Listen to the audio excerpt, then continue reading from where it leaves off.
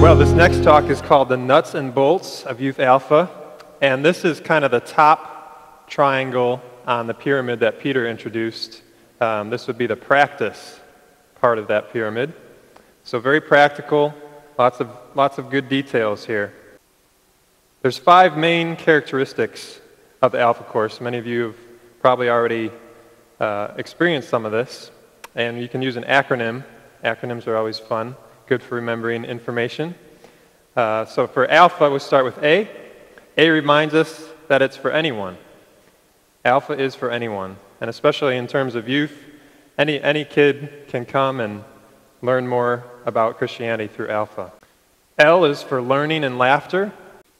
We want kids to learn, but we want them to have fun doing it. As Peter mentioned, there's a lot of people who think Christianity is boring, that there's really no fun involved, so incorporating laughter is very important. P is for pasta, and that kind of symbolizes the idea that food is important. H stands for helping each other. One of the neat aspects of a Youth Alpha course is allowing the kids to start to learn to help each other, to teach each other. The program here at this church, a lot of the kids are helping lead tables. So there's a lot of different ways that kids can be a part and help throughout the course. And the last A means people can ask anything.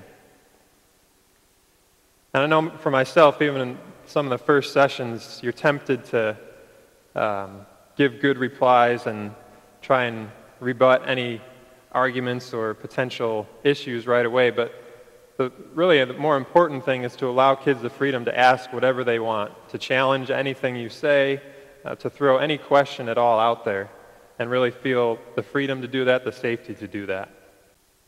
So what's in Alpha? Many of you already know the sessions that are involved, but just a quick recap. There's 15 sessions, and you can do it in 10 weeks. And that's accomplished by doing up to 4 of the talks during the retreat or a weekend away. And those 4 are all kind of related to the Holy Spirit. And all of those can be done either on a one-day retreat, or if you had the whole weekend, you could do that as well. But you're able to do all of them in 10 weeks. Who's the course for? This is one of the great things about Alpha. It's very flexible. You can adapt it to really any audience. It can be for young people who are already a part of your church. A lot of the young people in our churches don't know much about their faith. They haven't really thought about it seriously themselves. They haven't worked through what they really believe. So it can be for young people already in your church. It can also be for young people on the fringe. Many of the people who are already in church have friends who never have gone to church, who never want to go to church. This can be a great way to pull some of those kids in. You could also try and reach young people associated with the local club or organization, maybe even one that's attached to your church or that meets at your church. And you could also use it as a strict outreach to young people in a school. They might have no connection to a church at all or any other club. So there's lots of different ways, lots of different options in terms of who you target your course for. But that really determines what the course is going to look like, who you actually target. Now the when and where is important as well. You want to have a place where it's easy access, where kids could feel comfortable. If it's more of an outreach, sometimes meeting at a church isn't the best idea. If you're going to have a really small group, if it's not going to be a large amount, you might want to think about the possibility of meeting in a home. So you need to do some research. Who's your target going to be? How many people are you going to have? Think about the options. You want it to be comfortable. So again, church could be an option, but maybe not. Is there a community center? Is there a home? Are there other options that would work to meet at? Now in terms of resources, we have a couple of these resources here today, and there's more available online that you can order. There's younger youth manuals that go through the lessons and allow them to kind of read through on their own. They're kind of styled as basically like magazines almost. A lot of pictures, a lot of just graphics, things like that. And there's older youth manual. There's a leader's guide, which we do have here today, that basically takes you through every session, gives you ideas for every session, gives you an outline of the talk, gives you ideas for games and mixers, really basically everything you need to make the course run. Questions of Life is written by Nicky Gumbel, who is really kind of the main guy behind Alpha these days. Alpha was begun at Trinity, Holy Trinity in Brompton, and he is the vicar there. And he wrote Questions of Life, which is basically the material behind the various Alpha sessions. So that's a good supplement if you want to know a little bit more about the sessions, where they came from, really what underlies them. That book is a good resource. My Whole World Jumped is basically a testimonial. It's a 16-year-old who wrote kind of about, it's kind of a hypothetical situation, but it's also the story of an actual person who embarks on a journey of discovery. And it's useful to giving out to those on the course, especially those who are younger. Gives them an idea of what's this going to look like for them? How is this going to impact their lives? Now, as part of the Leader's Manual, it presents 3 different streams, 3 different ways that you can run the course. So there's the Alpha Tech stream, the Alpha Active, and the Alpha Light. So the Alpha Tech stream includes a lot of multimedia. So there's ideas for movie clips, different things that you can use for PowerPoint. It kind of engages the mind through media. And it's important for the audience here to be able to kind of engage in a little bit more abstract thinking. They're going to have to see how the clips relate to the talks. They're going to have to make some connections. So this is definitely appropriate for, an older high school audience. And preferably those who have had some exposure to Christianity, because again, they're going to have to make some of those connections. Now, the Alpha Active is particularly helpful for a younger audience, and it primarily engages the material through activities, through practical illustrations, just activities where you get up, you get involved, active games, drama sketches. And again, younger youth and those who maybe aren't quite as advanced in terms of how they can process more, tougher ideas. So Alpha Active is very helpful for a younger audience.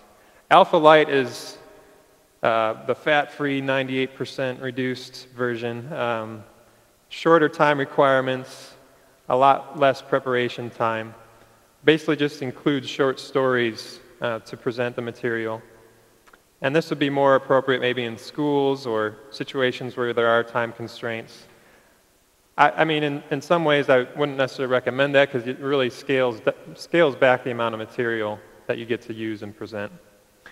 So what does a typical session look like? Now, this is going to be different for every church, for every place that does it. This is just a kind of a hypothetical main chunks of what you're going to see. So the first thing is the arrival and gathering.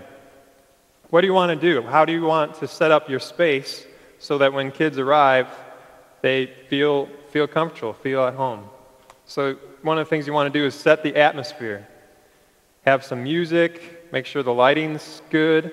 In the Leader's Guide, there's actually ideas about things you can put up on the walls to tie into the talks. So if you're doing a talk on why did Jesus die, you can have pictures and stuff that are related to that. In each session, there's ideas for how you can set the atmosphere. And again, have food and drinks ready just like we had today. Again, that just gives people a natural outlet to grab some food, makes things more comfortable. After they gather, have some time to just talk and catch up, you can have an icebreaker or game. There's tons of resources that include examples of this. The Leader's Guide has examples and ideas. There's many, many books that are compiled that have tons of game ideas, mixer ideas. Tons of places where you can find good and not too cheesy games. After you do the mixer, again, there's different ways this can run, but eventually you're going to have to get to the lesson. And again, the Leader's Guide is great. It includes an outline and basically gives you all the main points you need to use for the lesson. It's important to take some time to prepare. You don't want to just wing it. That's usually not a good idea.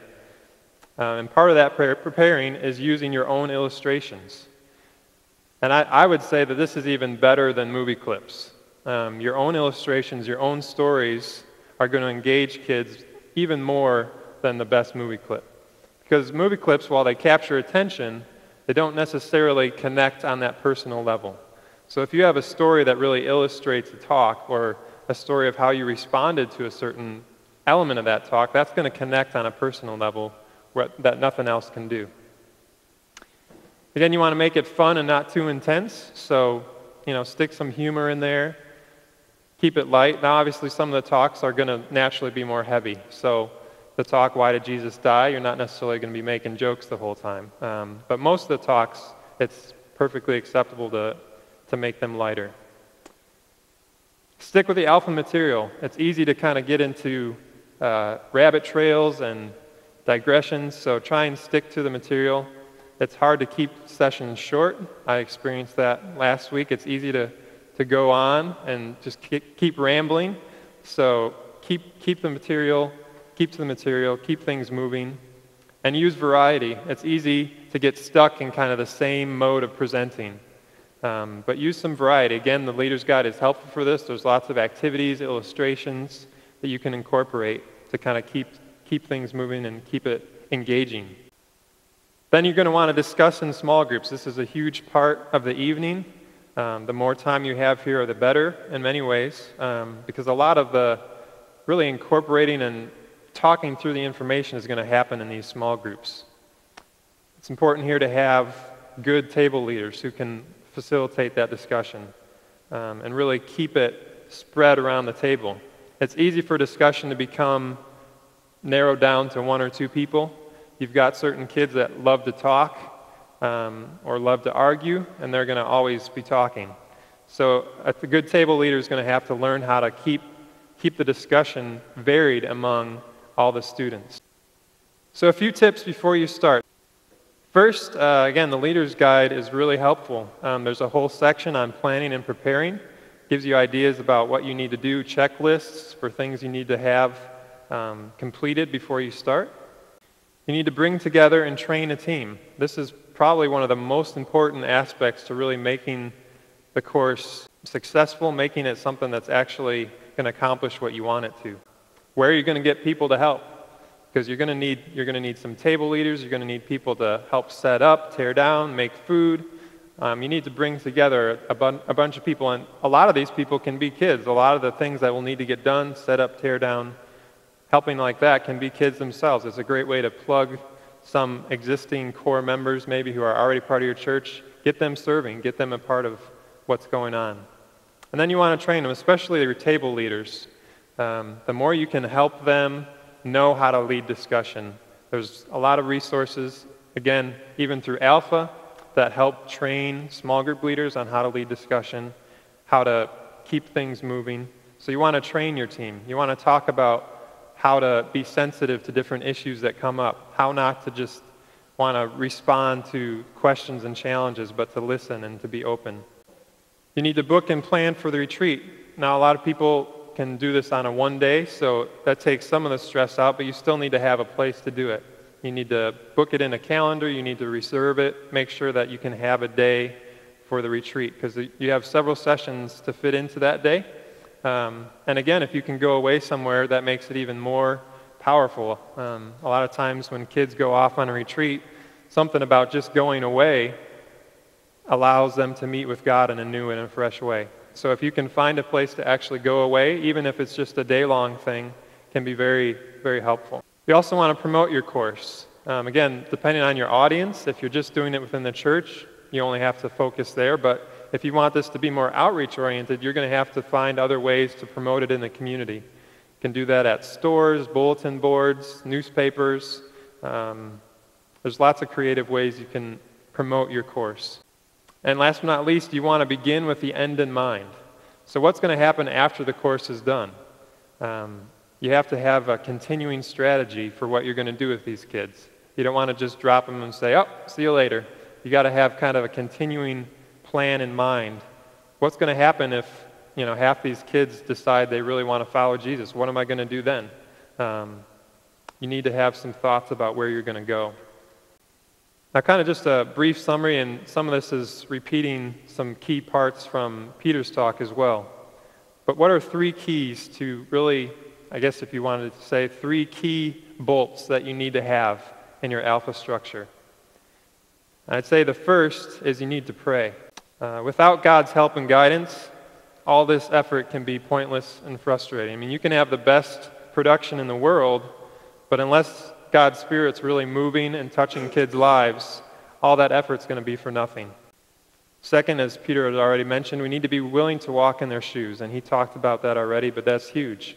It's really mostly about the relationships. I mean, even the talks themselves, without the relationship there, it can be just information in one ear and out the other. But when it's coming from someone who kids care about and respect, they're going to listen to that. They're going to care more. And again, being willing to seek to love unconditionally. That's huge. So those are just some of the nuts and bolts of Alpha. And there's obviously a lot more details, but that's hopefully a helpful overview for those of you who have never done it before, or maybe for those who are experienced. Hopefully it's provided some helpful information.